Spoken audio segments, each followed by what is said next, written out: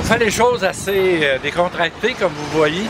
On n'est pas les joueurs dans le jet set, là, comme on a dû se rendre compte de ça rapidement dans la campagne électorale, et quand on était les troisième partis ou le 20e, et qu'on n'avait pas 1 million dans notre caisse électorale, on n'était pas tout à fait dans le même club. Mais on a quelque chose à offrir aux gens, surtout ceux qui sont découragés de la politique. Et nous, on pense qu'on peut la changer et qu'on peut demander aux gens de la changer. On leur propose une stratégie pour ça. Les candidats qu'on offre et qui se présentent dans l'élection pour la coalition pour la Constitution, il y en a 29. Ils ont un seul engagement, donc c'est très rassembleur, c'est de redonner le pouvoir aux citoyens en leur permettant d'écrire une première constitution pour le Québec. Et d'une façon indépendante des partis politiques. Alors ici, vous avez aujourd'hui les candidats de la région de Québec. Il y en a quelques-uns qui ont pas réussi à se rendre jusqu'au bout pour la confirmation. Et on a quand même François Tremblay qui est dans Tachereau, qui est un intervenant auprès des sans-abri.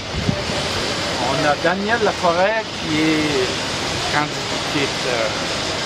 conseiller en développement et recherche et qui est dans Charlevoix, candidat dans Charlevoix. On a Sylvain Potvin qui vient de Rivière-du-Loup, qui est candidat à Rivière-du-Loup, qui est un vidéaste, un graphiste. Danielle Favreau qui est candidate dans Beauce-Nord. C'est une mère de famille, une grand-mère. Elle s'occupe beaucoup des enfants, entre autres, pour leur donner accès à des activités culturelles et sportives. Là, Marc Fafard, qui est le porte-parole national de la coalition, il est candidat dans Duplessis. Il est venu camper ici à 2 reprises au Parlement avec contre la loi des mines et contre les mines d'uranium. Ils avaient clémé le territoire du Parlement. Je ne sais pas si tu te rappelles de ça. Les 2 derniers étés.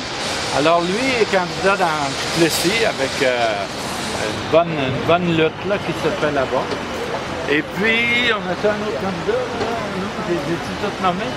Et vous avez Christian Bégin qui a accepté d'appuyer la coalition dès le début, d'être un porte-parole national pour la coalition.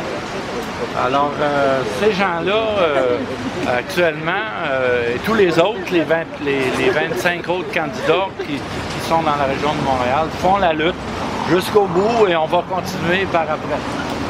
On vous présente aussi dans le document aujourd'hui ce qu'on appelle les 100 premiers jours d'un gouvernement de la coalition. Disons qu'on se prend au sérieux, là. En même temps, c'est surtout pour illustrer ce que ça veut dire une constituante et redéfinir les règles du jeu. Alors, on formerait d'abord un gouvernement non partisan, ce qui ne s'est jamais vu. Dans notre système, le parti qui a eu le plus de députés, même s'il n'y a pas eu le plus de votes, forme le gouvernement à lui tout seul et impose sa ligne de parti à tout le monde. Nous, on essaierait de former un gouvernement avec tous les partis, tous les députés, quelle que soit leur allégeance. Ensuite, il y aura bien sûr la loi pour instituer la constituante avec toutes ses modalités. Ensuite, comme on voudrait que la Constitution s'écrive avec tous les citoyens, on essaierait de mettre en place un réseau de participation des citoyens interactifs. Donc, avec des terminaux dans chaque village, dans chaque municipalité, où les citoyens pourraient progressivement pouvoir participer avec les décisions qui se prennent à l'Assemblée nationale à travers tout un système interactif. Quatrième mesure importante, c'est que nous, on dit pendant les 2 ans qu'on écrirait la Constitution, on gèlerait les projets qui risquent d'être modifiés, dont les politiques risquent d'être modifiés par l'Assemblée constituante dans la Constitution. Par exemple, sur les ressources naturelles, c'est certain que la Constitution établirait des règles de base dans la façon d'exploiter nos ressources naturelles. Alors, on gèlerait éventuellement des projets comme le Plan Nord, en attendant qu'on ait les directives vraiment dans une Constitution. Et voilà, c'est à peu près l'idée.